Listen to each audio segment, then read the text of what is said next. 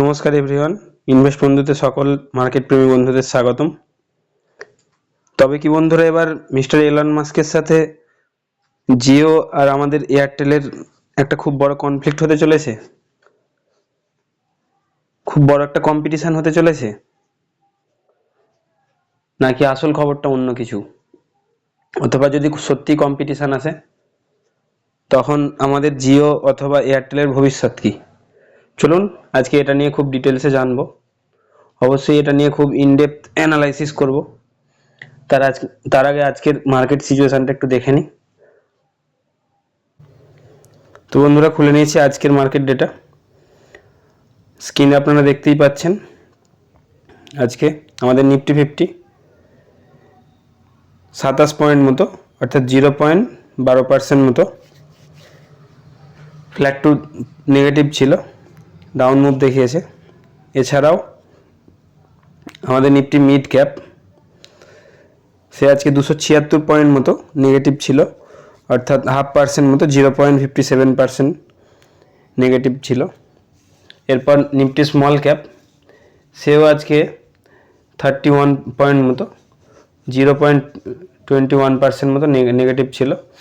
তো আজকে অ্যাডভান্স আর ডিক্লাইনের সংখ্যা যদি আমরা দেখি, অর্থাৎ উপরের দিকে যে সমস্ত স্টকগুলি গেছে তাদের সংখ্যা ছিল 868টি এবং ডিক্লাইনের সংখ্যা ছিল 1603টি। ঠিক আছে, এছাড়া এরপর যদি আর একটু দেখে নিই আজকে সেক্টরিয়াল পারফরমেন্সটা একটু দেখে নিই। আজকে সেক্টরিয়াল পারফরমেন্সে খুব খাস কিছু এমন ছিল না। সবথেকে বড় যে বিষয়টা ছিল, আজকে নিফটি আইটি ক্র্যাশ হয়ে গেছে। এর সবথেকে বড় কারণ হচ্ছে গ্লোবাল মার্কেট, অর্থাৎ ইউএস মার্কেট অবস্থা খুবই খারাপ যাচ্ছে বিগত কয়েকদিন ধরে। ইউএস মার্কেটে মাঝে মাঝেই ক্র্যাশ আসছে, আবার রিকভার আসছে, আবার ক্র্যাশ আসছে। খুব বড় সড়ো একটা আনসার্টেনিটি চলছে। তো সেই কারণেই আজকে আমাদের নিফটিও ক্র্যাশ করেছে।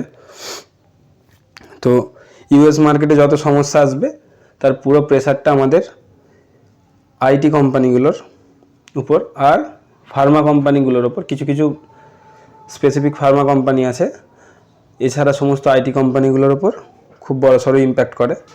তো তারই ফল আজকে আমাদের নিফটি আইটি ইন্ডেক্স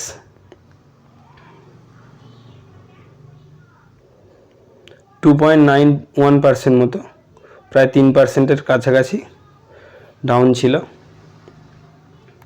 সেই কারণে আজকে খুব ভালো ভালো আইটি স্টকগুলো খুব মারাত্মকভাবে পড়েছে। সেটা নিয়েও আমরা ডিটেলসে দেখব, কোন কোন স্টকগুলো খুব ভালো সেগুলো নিয়েও আমরা দেখব। এছাড়াও আজকে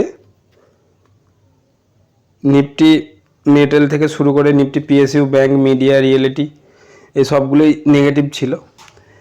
রিয়েলিটি সেক্টরটা এই ধরনের সেক্টর, কখনো হঠাৎ করে পরপর কয়েকটা সেশন হু হু করে বেড়ে যাবে, আবার কয়েকদিন পরপর পড়ে যাবে।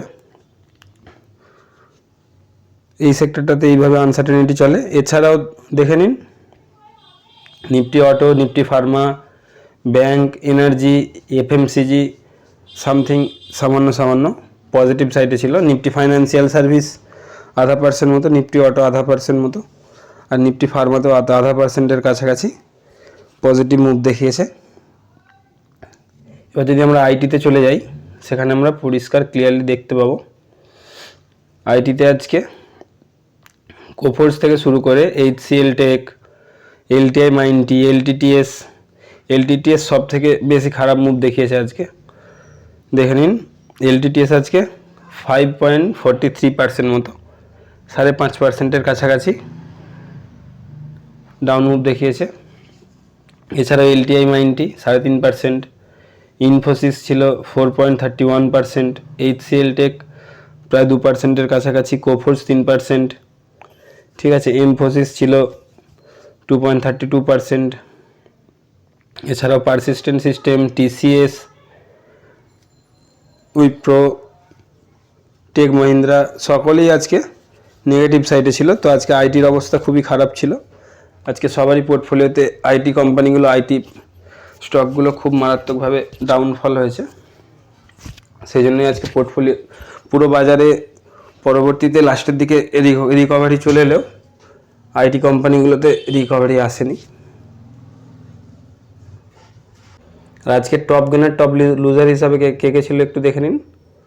বলরাম চিনি মিল ছিল 6% মতো টপ গেনারে আপ মুভ দেখিয়েছে। এছাড়াও বিএসসি খুব ভালো আজকে আপ মুভ দেখিয়েছে, 4000-এর প্রাইস রেঞ্জটা আবার ক্রস করেছে, 5%-এর উপর আপ মুভ দেখিয়েছে। বিএসসি কদিন ধরে খুবই মারাত্মকভাবে পড়েছে। এরপর এনএলসি ইন্ডিয়া, সেও 4.5% মতো আপ মুভ দেখিয়েছে। ইন্ডাসল্যান্ড ব্যাংক কালকে 27% পড়ে যাওয়ার পর আজকে 4%-এর মতো আপ মুভ দেখিয়েছে। তো এই 4%-এর আপ মুভটা এমন কিছুই নয়, কালকে যেভাবে পড়েছে সেই তুলনায় এটা কিছুই নয়, এটা একটা শর্ট কভারিং বলা যেতে পারে। এছাড়াও কিমস হসপিটালিটি, সেও আজকে 4% মতো আপ মুভ দেখিয়েছে। আর আজকের টপ লুজার যদি আমরা দেখে নিই, সেখানে দেখে নেব ইন্ডিগেনি আছে। ইন্ডিগেনি কালকে খুব ভালো একটা আপ মুভ দেখিয়েছিল, আজকে প্রফিট বুকিং হয়ে গেছে। এফএসএল ছিল আজকে 7.5% মতো নেগেটিভ সাইড। এছাড়াও ভারতী হেক্সাকম 7%-এর কাছাকাছি নেগেটিভ। আনন্দ রাঠি ছিল প্রায় 6%-এর কাছাকাছি নেগেটিভ। আর এলটিটিএস তো একটু আগে দেখালাম আইটিতে, সেখানেও খুব বড় নেগেটিভ ডাউন সাইড গেছে আজকে, 5.5% মতো নেগেটিভ। তো এখানে যদি আমরা দেখে নিই, আরেকটু ডিটেলসে দেখতে পাবো। নিফটি 50-তে আজকে 30টা স্টক ডাউন সাইডে ছিল আর 20টা স্টক আপ সাইডে ছিল। টোটাল 50টা স্টক আছে নিফটি 50-তে। তো আমরা আজকে নিফটি মিড ক্যাপ চার্টে যদি চলে যাই, সেখানে আমরা দেখতে পাবো এখানে 65টার মতো কোম্পানি নেগেটিভ সাইডে ছিল আর তার সাথে সাথে 35টার মতো কোম্পানি পজিটিভ সাইডে ছিল। ঠিক আছে। এছাড়াও যদি নিফটি স্মল ক্যাপে চলে যাই, সেখানে আমরা কি দেখতে পাবো, সেখানে দেখতে পাচ্ছি 32টার মতো কোম্পানি পজিটিভ সাইডে ছিল আর এখানে 68টার মতো কোম্পানি নেগেটিভ সাইডে ছিল।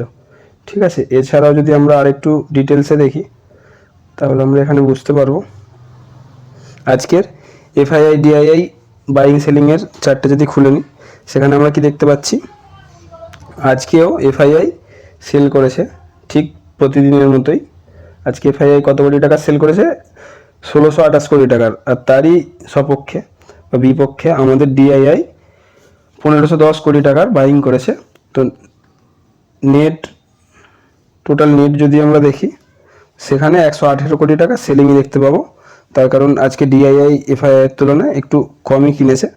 যাই হোক, ডিআইআই খুব ভালো রকম বাইং করছে, তো সেই জন্যই আমাদের মার্কেটও এখন একটা কনসলিডেশন মোডে চলে গেছে।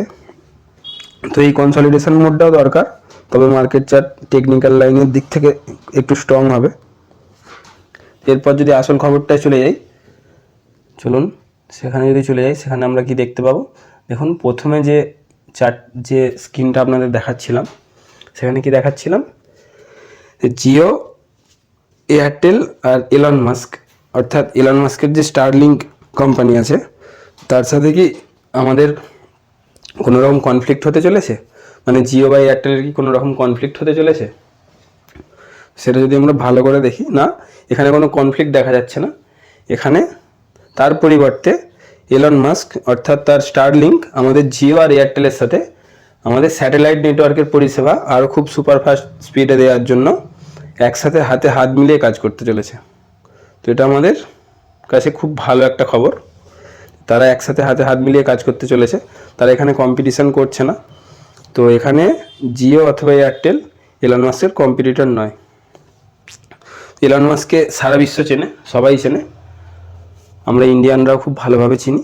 তো তার কোম্পানি আমাদের মার্কেটে এসে বিজনেস করবে, মানে এটা আমাদের জন্য ইন ফিউচারে খুব ভালো একটা দিক, খুব ভালো একটা খবর যে সে ইন্ডিয়াতে ইনভেস্ট করতে চলেছে। শুধুমাত্র টেলিকম সেক্টরেই নয়, তিনি টেলিকম সেক্টর ছাড়াও অটো ইন্ডাস্ট্রিতে বা অটো সেক্টরেও খুব তাড়াতাড়ি ইনভেস্টমেন্ট করতে চলেছেন, সে নিয়েও কথা চলছে ইন্ডিয়ান গভর্নমেন্টের সাথে। এছাড়া এই খবরটা যদি আরেকটু ডিটেলসে দেখে নিই, তাহলে আমরা কি দেখতে পাবো, যেখানে তারা অর্থাৎ স্টারলিংক আমাদের ইন্ডিয়ান গভর্নমেন্টের কাছে তার লাইসেন্সের জন্য অ্যাপ্লিকেশানও দিয়েছে। সেই অ্যাপ্লিকেশান এখন পেন্ডিংয়ে আছে, ঠিক আছে, তো সেটা খুব তাড়াতাড়ি রিসলভ হয়ে যাবে যদি সমস্ত কিছু ফর্মালিটিস মেনে, টার্মস অ্যান্ড কন্ডিশন মেনে স্টারলিংক অ্যাপ্লিকেশান দিয়ে থাকে। তো সেটাও খুব শীঘ্রই হয়তো আশা রাখা যায় চালু হয়ে যাবে। সেটা আমাদের জন্য খুব ভালোই একটা খবর। এরপর আর একটা খুব ইনফরমেশনে যদি আমরা চলে যাই, সেখানে আমরা দেখতে পাবো, দেখুন এখানে কি বলা হচ্ছে, এখানে এই ডেটাটায় বলা হচ্ছে Goldman Sachs reduce its 12-month target for Nifty by around 5.6% to 25, মানে 25,500 টার্গেট দিয়েছেন। এখন তিনি আগে যে টার্গেটটা দিয়েছিলেন আমাদের নিফটি 50-র 12 মাসের মধ্যে, অর্থাৎ 1 বছরের মধ্যে নিফটি 50 কোথায় যেতে চলেছে, তিনি সেই টার্গেটটা দিয়েছিলেন 27,000-এর। তো এখন তিনি সেই টার্গেটটা কাট করে দিয়েছেন, একটু রিডিউস করেছেন। কত করেছেন? 25,500। ঠিক আছে, তো এখানে খুব ভালো একটা মিসকনসেপশন তো তৈরি হয়ে যায় ইনভেস্টারদের মনে, যে গোল্ডম্যান স্যাচ হচ্ছে এত বড় একটা এফআইআই ব্রোকারেজ ফার্ম অথবা এত বড় একটা ইনভেস্টিং ফার্মস, তো সে যেহেতু নিফটি 50 বা আমাদের পুরো বাজারের মানে গ্রোথের উপরে ঠিকঠাকভাবে ভরসা করছে না, সেটা কাট করতে চলেছে, তাহলে হয়তো বাজার নিচের দিকে যেতে চলেছে। তো এই ধারণাটা সম্পূর্ণ ভুল। তার কারণ কিছু কিছু সময় কি হয়, শুধু ইনিই নয়, আমাদের ইন্ডিয়ান মার্কেট, আমরা যদি খুব ভালো করে আরেকটা খবর দেখে নিই, এখানে কি দেখা যাচ্ছে, শঙ্কর শর্মা তার বোন এবং বাদার ইন লকে কি বলছেন, কি অ্যাডভাইস দিচ্ছেন, যে স্টক মার্কেট থেকে দূরে থাকার জন্য। ঠিক আছে, তিনি তার পারিবারিক কাউকে, পরিবারের কোনো সদস্যকে স্টক মার্কেট থেকে দূরে থাকার জন্য অ্যাডভাইস করছেন। সেই খবরটা খুব বড় বড় করে হেডলাইন করে আমাদের দেখানো হচ্ছে। তো এখান থেকে আমাদের একটু বুঝে নেওয়া দরকার, অনেক সময় কি হয়, মানে মার্কেট এখন আপ মুভের দিকে যেতে চলেছে অথবা মার্কেট বটম বানাতে চলেছে, খুব কাছাকাছি বটমের আছে। এটা আমরা কয়েকদিন আগে দেখেছিলাম, মতিলাল ওসওয়ালের স্যার রামদেব আগরওয়াল এই কথাটাই বলছিলেন যে আমরা খুব বটমের, মানে আমাদের মার্কেট বটমের কাছাকাছি আছে। তার কারণ খুব অ্যাট্রাকটিভ ভ্যালুয়েশনে চলে এসেছে এখন নিফটি 50 থেকে শুরু করে সমস্ত ইন্ডাইসেসগুলো। তো সেখান থেকে আজকের যদি সিপিআই ডেটাটা আমরা দেখে নিই, সিপিআই ডেটাটা একটু বার করে নিই, 1 মিনিট। তো দেখে নিন, এখানে আমরা কি দেখতে পাচ্ছি, আমাদের যদি ইন্ডিয়ার ফেব্রুয়ারি মাসের ইনফ্লেশন রেট সিপিআই ডেটা অনুযায়ী দেখে নিই, মানে মূল্যবৃদ্ধির রেট, সেখানে আমরা কি দেখতে পাবো, এস্টিমেট ছিল কত টাকার, মানে কত পার্সেন্টের এস্টিমেট ছিল, 3.98%-এর, সেখান থেকে কমে কত এসছে, 3.61%। তো যেটার এস্টিমেট ছিল সেখান থেকেও কম। তো এটা একটা খুবই ভালো সংকেত মার্কেটের জন্য, এটা একটা খুব বড় খবরও ধরা চলে। কালকে এর কারণে হয়তো মার্কেট একটু রিভার্সাল নিলেও নিতে পারে।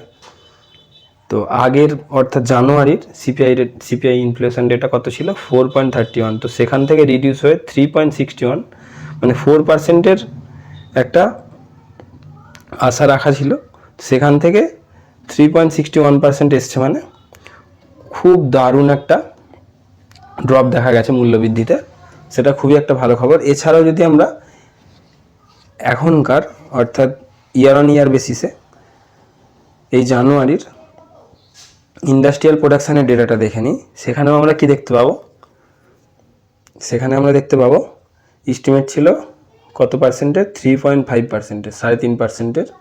ঠিক আছে, প্রিভিয়াস ছিল, মানে আগের ডেটা কত ছিল, অর্থাৎ ইয়ার অন ইয়ার বেসিসে আগের জানুয়ারির ডেটা কত ছিল, 3.2%। সেখান থেকে এখন ইন্ডাস্ট্রিয়াল প্রোডাকশান বেড়ে কোথায় দাঁড়িয়েছে, 5%। এটাও খুব দারুণ একটা সংকেত, খুব দারুণ একটা খবর, যে আমাদের পুরো ইকোনমি বুস্ট করতে চলেছে। তো সেই কারণে কি হচ্ছে, একটু আগে এই যে ডেটাগুলো আমি দেখাচ্ছিলাম, এই যে শঙ্কর শর্মা থেকে শুরু করে গোল্ডম্যান স্যাচ, এফআইআই, এখানে এনাকে ডিআইআই ধরা যেতে পারে। ঠিক আছে, তো আমি আগের একটা ভিডিওতে এনার সম্বন্ধে একটু দেখিয়েছিলাম, এনাকে 1 বছরের জন্য সেবি ব্যানও করেছিল। ঠিক আছে, ম্যানুপুলেশন করার জন্য মার্কেটে। তো ইনি ছোটো ছোটো স্মল ক্যাপে ইনভেস্টমেন্ট করেন, সেখানে ম্যানুপুলেশনও করেন, তো সেই নিয়ে ব্যান করেছিল। আবার পরবর্তীতে এনাকে মুক্তি দিয়ে দেয় সিবিআই। তো ইনি তার বাড়ির মেম্বারদের স্টক মার্কেট থেকে, শেয়ার মার্কেট থেকে দূরে থাকতে বলছেন। ইনি আমাদের ছোট রিটেল ইনভেস্টরদের এই খবরটার মাধ্যমে ভয় দেখানোর চেষ্টা করছেন। এখানে কি হয়, এই জায়গায় বেশিরভাগ ক্ষেত্রে এটাও এক রকমের ম্যানিপুলেশনই বলা চলে। তো এখানে কি হয়, এখানে কিছু কিছু ইনভেস্টমেন্ট ফার্মগুলো আছে বা কিছু কিছু ইনভেস্টররা আছে যারা দেখছে যে আমাদের, যারা প্রথমে বলে রাখি, যারা আমাদের ইন্ডিয়ার গ্রোথের ওপর বিশ্বাস করছিল না এই মার্কেটের খারাপ সিচুয়েশন দেখে, যে ভবিষ্যতে কি হতে পারে মার্কেট, ভবিষ্যতে কি হবে, সেই নিয়ে যারা অসংশয় প্রকাশ করছিল, তো তাদের জন্য আমি দুঃখ প্রকাশ করছি। তার কারণ আমাদের প্রত্যেকটা ডেটা বলেই দিচ্ছে যেভাবে ইন্ডিয়া গ্রো করছিল সেভাবে ইন্ডিয়া গ্রো করতে থাকবে।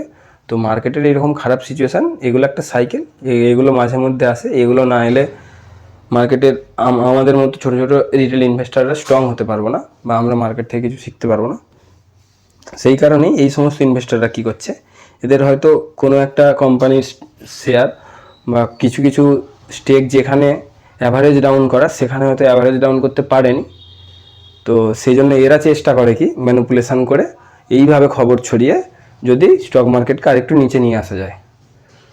তো অনেকেই এদেরকে ফলো করে নিজের কাজকর্ম মার্কেটে করে। তো সেটাও একটা ভুল।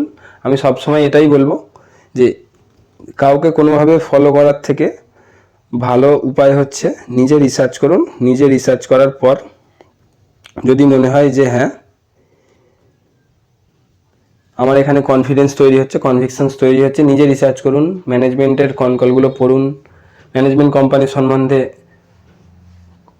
কতটা ফিউচারের গাইডেন্স দিচ্ছে সেগুলো পড়ুন।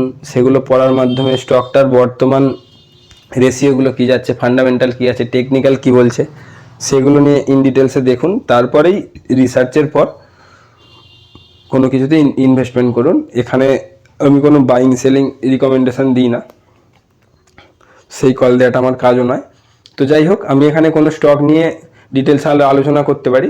যদি আপনারা চান কোনো এমন কোম্পানির নাম কমেন্ট করতে পারেন যেটা নিয়ে আপনারা আরও ডিটেলসে জানতে চান, তো আমি সেটার পোস্টমর্টেম করে এখানে আপনাদের দেখাবো।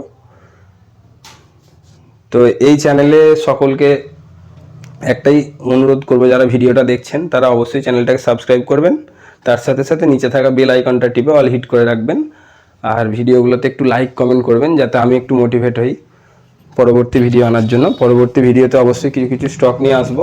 তো আপনারা রেকমেন্ড করতে পারেন কোন স্টকগুলো নিয়ে কথা বললে আপনারা খুশি হবেন অথবা আপনাদের একটু জানতে সুবিধা হবে। তো চেষ্টা করব সেই সমস্ত স্টকগুলোর পোস্টমর্টেম রিপোর্ট বার করবার, ময়নাতদন্ত করার। তো এই ভিডিওটা এখানেই শেষ করছি, ফিরে আসছি পরবর্তী ভিডিওতে।